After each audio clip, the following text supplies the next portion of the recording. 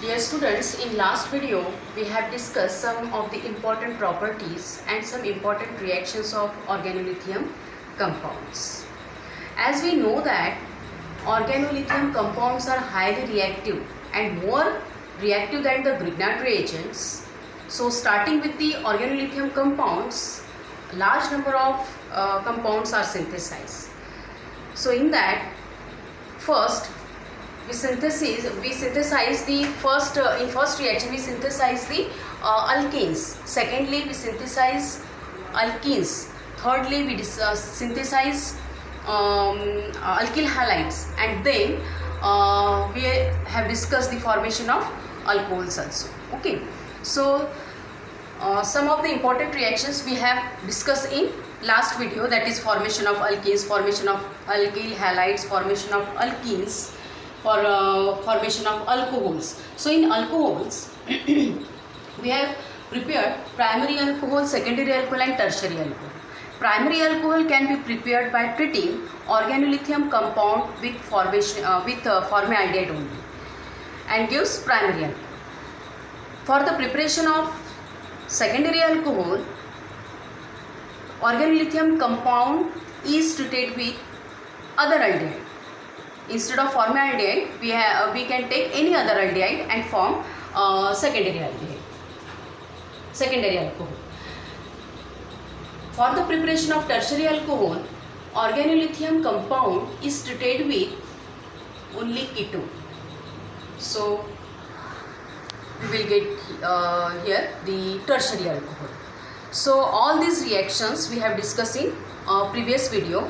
Now in this video we are beginning to learn about some remaining important reactions. So fifth one is formation of ketone. Fifth one is the formation of ketones. So starting with the organolithium compounds, how will you form or prepare the ketone? For this, you have to treat these organolithium compounds, two molecules of organolithium compounds, with carbon dioxide, or we can say carbon dioxide is also called as a dry ice also. इसको हम क्या बोलते हैं? Dry ice भी बोलते हैं, बराबर है. तो आप अगर two molecules of organolithium compound dry ice के साथ अगर ट्रीट करते हैं तो ही आपको क्या मिलता है? कीटोन मिलता है, बराबर है. लेकिन इसमें एक बात तो इम्पॉर्टेंट है कि हमें पता है कि RLI ये ऑर्गेनोलिथियम कंपाउंड ये भी एक ऑर्गेनोमेटेलिक कंपाउंड है, और ग्रिग्नार्ड रिएजेंट जिसको हम रिप्रेजेंट करते हैं RMgX से, और ये जो है ऑर्गेनोलिथियम कंपाउंड, ये दोनों कंपाउंड क्या है? ऑर्गेनोमेटेलिक कंपाउंड से.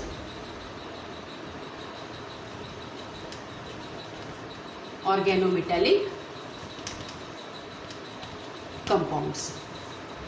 बट क्या होता है कि जब भी ये दोनों ऑर्गेनोमेटेलिक कंपाउंड्स अगर ड्राई आइस के साथ ट्रीट करते हैं इसको या रिएक्ट होता है, तो दोनों कंपाउंड्स डिफरेंट कंपाउंड्स देते हैं. तो क्या होता है कि जब भी हम RMgX को कार्बन डाइऑक्साइड के साथ अगर ट्रीट करते हैं तो हमें यहाँ मिलता है कार्बोक्सिलिक एसिड. क्या मिलता है यहाँ पे? इसको ग्रिग्नार्ड रिएजेंट को जब हम कार्बन डाइऑक्साइड के साथ ट्रीट करते हैं तो हमें मिलता है कार्बोक्सिलिक एसिड, ठीक है. और जब हम ऑर्गेनोलिथियम कंपाउंड को, जो हम यहाँ पे रिएक्शन डिस्कस करने जा रहे हैं फॉर्मेशन ऑफ कीटोन में, जब भी हम ऑर्गेनोलिथियम कंपाउंड्स को ड्राई आइस या तो उसको हम बोलते हैं कार्बन डाइऑक्साइड के साथ इसको ट्रीट किया जाता है तो हमें मिलता है कीटोन. तो किस प्रकार से मिलता है? So this reaction required formation of ketones require two molecules of organolithium compounds. It is treated with carbon dioxide. Okay, then what you will get here? You will get here this R is attached to this carbon. R is attached, one of the R one of the R from this organolithium compound attached to this carbon and other R is also attached to this carbon. Okay, and one of the Li is attached to this Li oxygen and double bond is converted into the single bond. Again another Li is attached to this oxygen and converted, this double bond is converted into single bond, OLI. That you will get the here RCr OLI. Okay, so this is again a intermediate compound. So in this intermediate compound on hydrolysis, so for the hydrolysis again it required 2 molecules of H2O. For this required 1 molecule of H2O and another water molecule required for this. Okay, so on hydrolysis, this intermediate product on hydrolysis gives, हमने इसको क्या किया है कि HOH ऐसे लिखा है ताकि हमें समझ में आए. तो क्या बनेगा यहाँ पे हाइड्रोलिसिस के बाद ये क्या देगा RCr again. Okay, and on hydrolysis you will get this OH, again you will get this OH, that means and with this you will get here twice LiOH.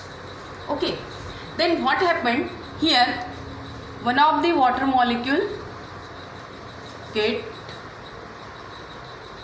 removed. One of the water molecule get removed and it will convert it to the R single bond C, R double bond O. Okay, here water molecule is removed and you will get this ketone.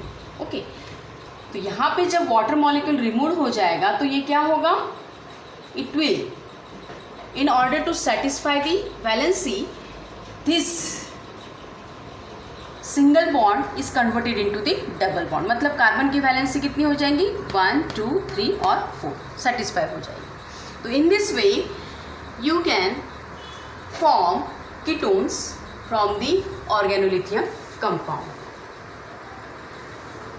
Now next reaction, next important reaction is the formation of aldehyde.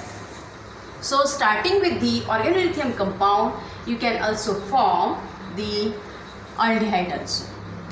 इससे हम क्या बना सकते हैं, aldehyde भी बना सकते हैं. तो aldehyde बनाने के लिए organolithium compound को हमें हाइड्रोजन साइनाइड के साथ रिएक्ट करना पड़ेगा. ये क्या है, हाइड्रोजन साइनाइड. हाइड्रोजन साइनाइड के साथ रिएक्ट करेंगे तो क्या होगा कि अगेन HC और ये R फिर से कार्बन को अटैच हो जाएगा, बराबर है, और ये R अटैच हो जाएगा तो फिर क्या होगा, and this triple bond converted into the double bond. क्योंकि कार्बन की एक जो वैलेंसी है वो किसने सेटिस्फाई की है, ये अल्केल ग्रुप में. That's why this triple bond is converted into the single bond. So you will get this product not intermediate compound HCr double bond NLi, और ये जो Li है ये N के साथ रिएक्ट हो जाएगा. किसके साथ, N के साथ अटैच हो जाएगा. फिर से क्या होगा, फिर से ये इंटरमीडिएट कंपाउंड आपको जो मिलेगा इसका फिर से क्या हो जाएगा, हाइड्रोलिसिस हो जाएगा. हाइड्रोलिसिस करेंगे तो it required again 2 molecules of water. ठीक है, one for the nitrogen and other for this lithium. तो क्या होगा कि यहाँ पे हम 2 मॉलिक्यूल्स ऑफ वाटर ऐड करेंगे तो कैसे, यहाँ पे इस तरह से लिखेंगे HOH और यहाँ पे OH2. तो क्या मिलेगा आपको, ये देखो ये कंपाउंड निकल जाएगा और आपका ये LiOH भी निकल जाएगा. मतलब आपको जो भी ऑन हाइड्रोलिसिस, इंटरमीडिएट का जब हाइड्रोलिसिस होगा तो आपको जो भी कंपाउंड मिलेगा या प्रोडक्ट मिलेगा तो कौन सा मिलेगा, HC again R. Okay, and ये कंपाउंड निकल जाएगा कौन सा, NH ये एक H और ये H2 कितने हो गए, NH3 निकल जाएगा और ये क्या निकल जाएगा, LiOH, बराबर है। बचा क्या फिर, ये ऑक्सीजन, बराबर है। तो HCr डबल बॉन्ड O और इसको हम बोलते हैं aldehyde. So in this way, starting with the organolithium compound, you can also prepare the aldehyde. तो aldehyde बनाने के लिए हमें क्या करना पड़ेगा, organolithium compound को हाइड्रोजन साइनाइड के साथ ट्रीट करना पड़ेगा, ठीक है। Now the next type of important reaction is the formation of amines. So how will you can form amines from the organolithium compound? So this reaction is very simple reaction. So just you have to treat this organolithium compound with the chloramine. किसके साथ, इसको क्या बोलेंगे हम, chloramine, इसको क्या बोलेंगे, chloramine. तो क्या होगा, डायरेक्टली LiCl ये निकल जाएगा और आपको क्या मिलेगा, ये अमीन मिल जाएगा, बराबर है, ठीक है। LiCl निकल के आपको you will get the amine. The next important reaction is formation of nitrile. तो नाइट्राइल भी आप क्या कर सकते हो, ऑर्गेनोलिथियम कंपाउंड से प्रिपेयर कर सकते हो। Again you have to treat the organolithium compound with the cyanogen chloride, किसके साथ, साइनोजेन, इसको क्या बोलते हैं हम, साइनोजेन क्लोराइड। तो यहाँ पे ऑर्गेनोलिथियम जो कंपाउंड होगा उसको साइनोजेन क्लोराइड के साथ अगर आप ट्रीट करोगे तो फिर से क्या होगा कि ये LiCl निकल जाएगा, बराबर है, और RCN आपको मिलेगा, जिसको हम बोलते हैं नाइट्राइल। क्या बोलते हैं इसको, nitrile. So in this way we have discussed here all the important reactions